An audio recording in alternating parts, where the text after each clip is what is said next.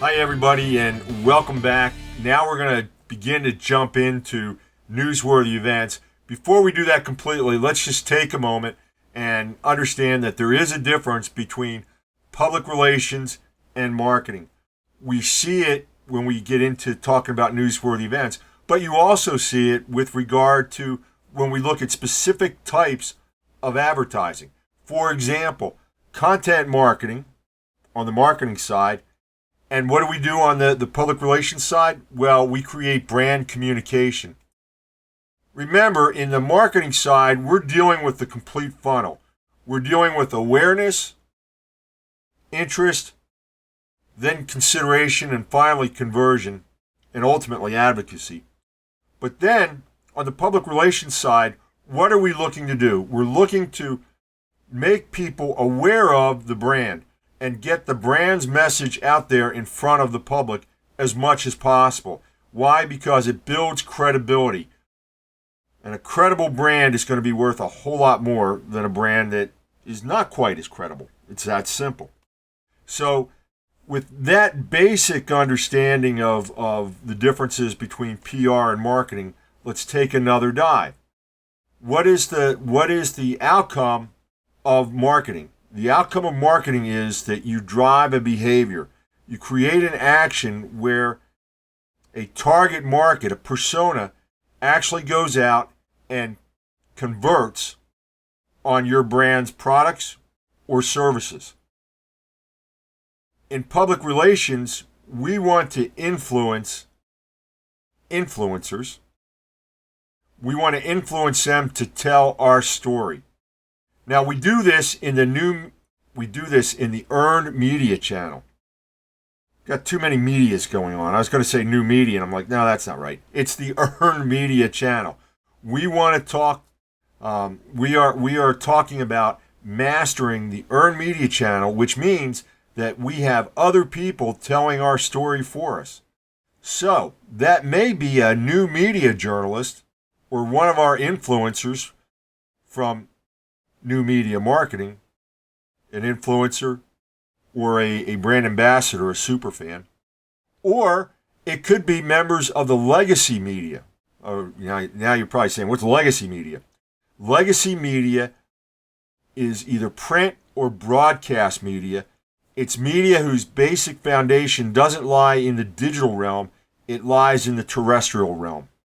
So, the goal of public relations is to have other people tell our story. Why is this important? Because we spend so much time focused on marketing that often we are naturally in a marketing mode. So when you write your press release, you end up writing it more like ad copy than doing what it's actually supposed to do, which is provide the information needed for somebody else to tell the story. So, with that in mind, let's begin to peel the layers back, and I want to talk to you again about the difference between marketing and public relations. In public relations, we deal with newsworthy events. In marketing, what are we doing to create awareness and driving people through the funnel? We are basically developing advertising. We can be developing advertising in the form of PPC, pay-per-click, display advertising, or paid social media advertising like Facebook or LinkedIn. And when I say Facebook, I automatically mean Instagram too. So that's what happens on the marketing side. We're developing advertising. And where does that start? It actually starts with putting together a creative brief that's based on a creative idea. So we have a creative idea. Now, this may make more sense if we also look at legacy media. What is legacy media with regard to creative ideas? Well, it's a television commercial. It's a radio ad. It's all those elements are what go into advertising. So on the marketing side, we start with a creative idea. We then develop a brief. We tell how this creative idea is going to be developed, what form it's going to take, and ultimately, who's going to see it and what do we expect the results to be. On the newsworthy side, newsworthy events side, which is the public relations side, we start with just that, a newsworthy event. And that newsworthy event, we then have to be thinking about what are we going to do with it?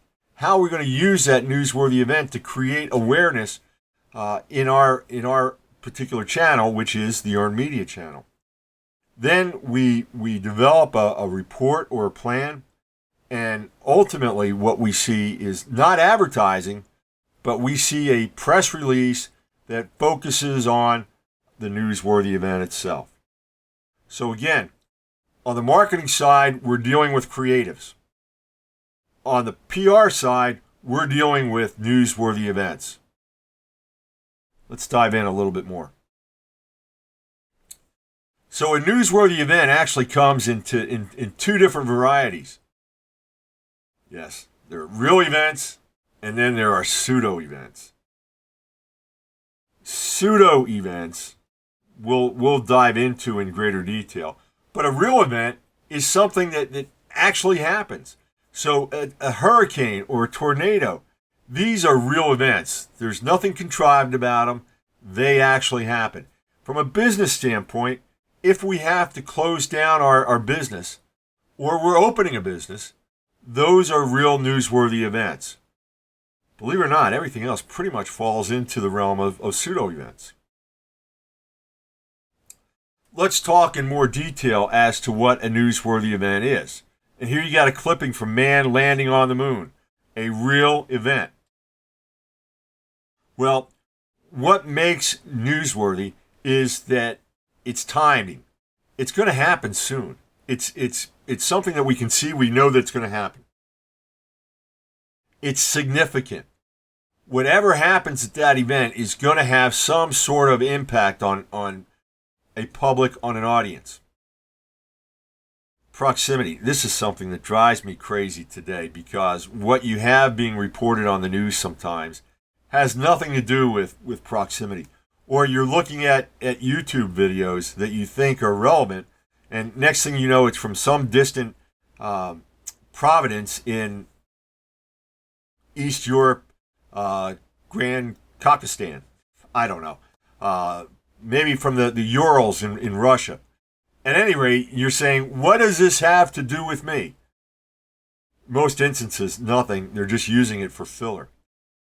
When it's newsworthy, it has proximity. It's something that I look at and I say, you know, this could happen to me. This is in my backyard. This is in my ballpark.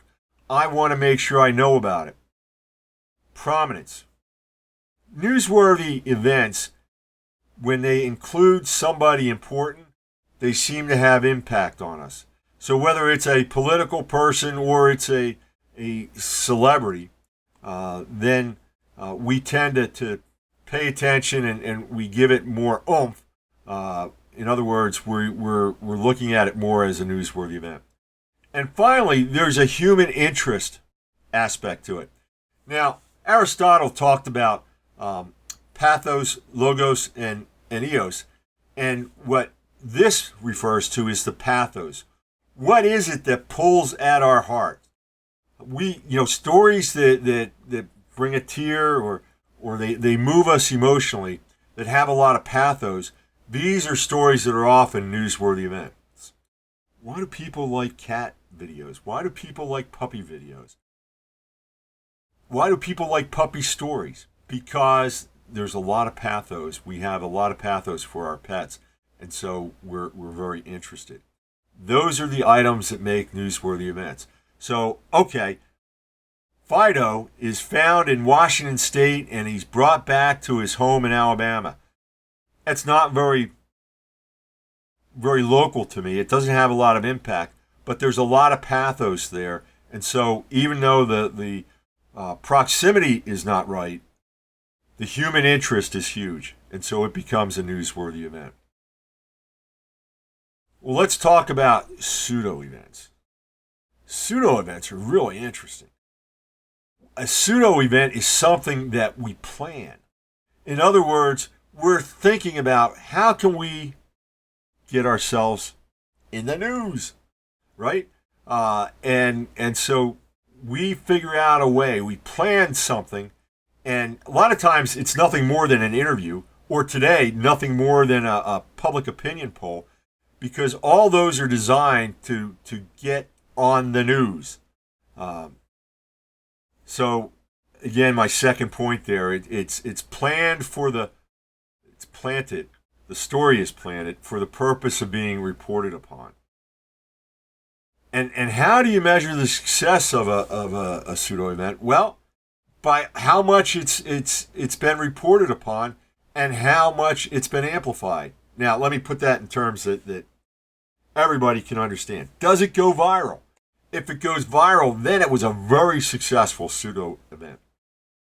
Something else that's interesting. Whenever you hear people saying a great example. We have taken real events, hurricanes. I'm speaking primarily to all of us that are either in states around the Gulf of Mexico or on the east coast of the Atlantic.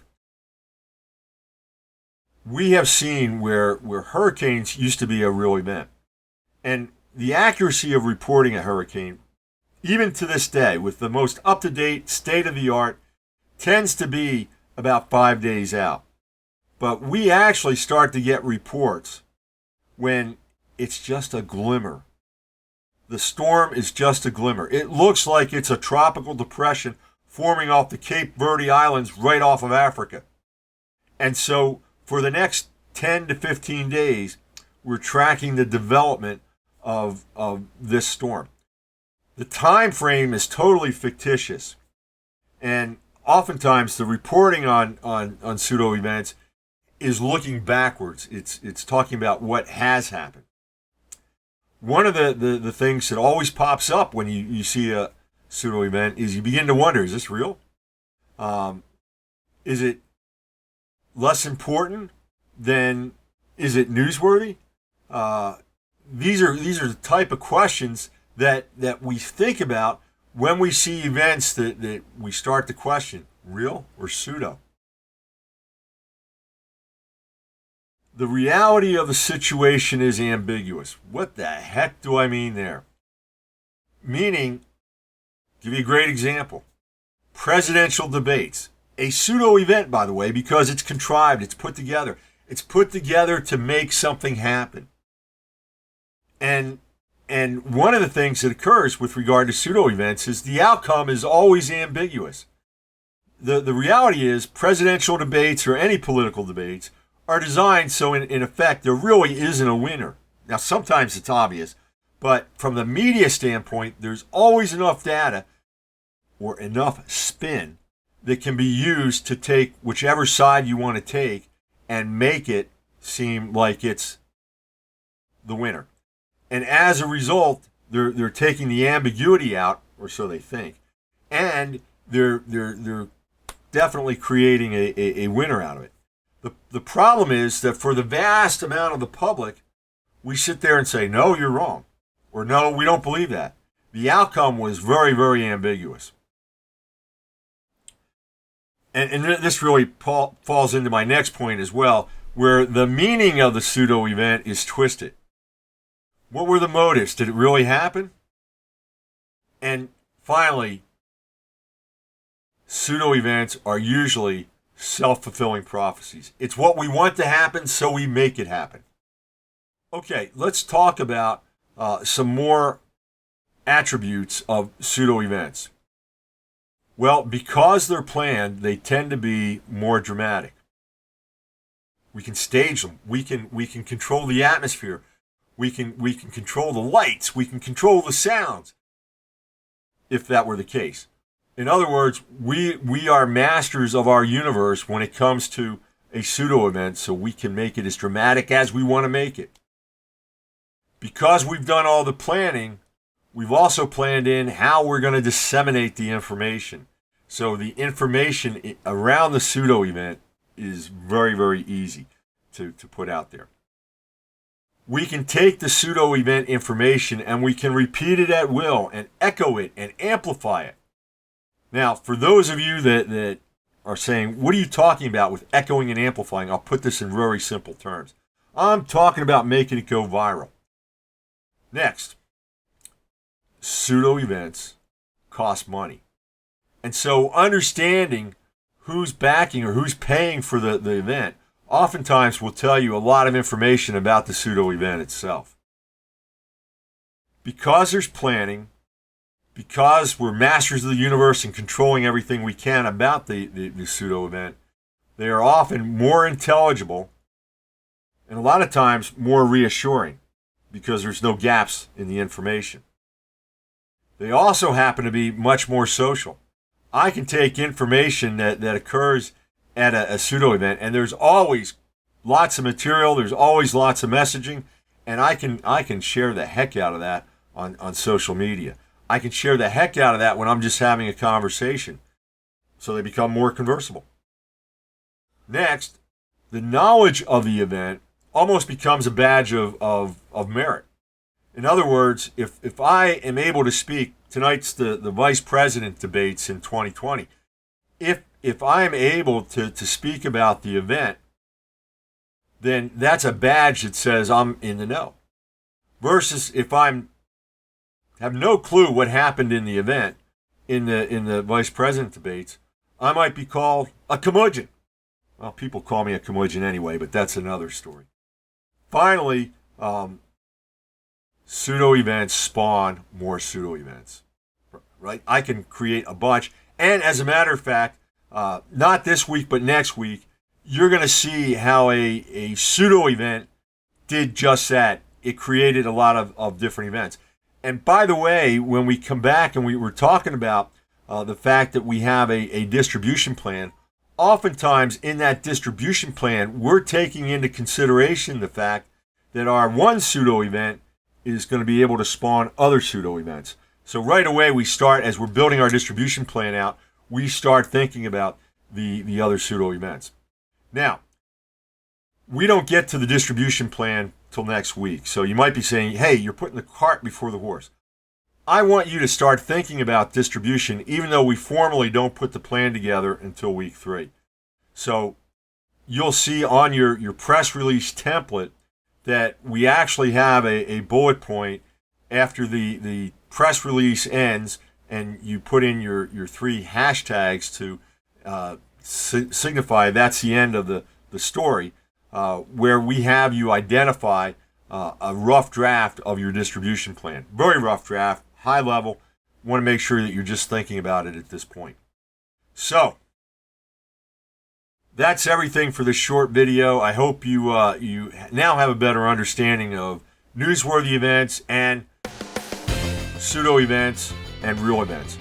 The next video will actually provide you an example so you'll be able to see how this comes into play firsthand in a real life scenario. Take care, everybody. We'll talk to you soon.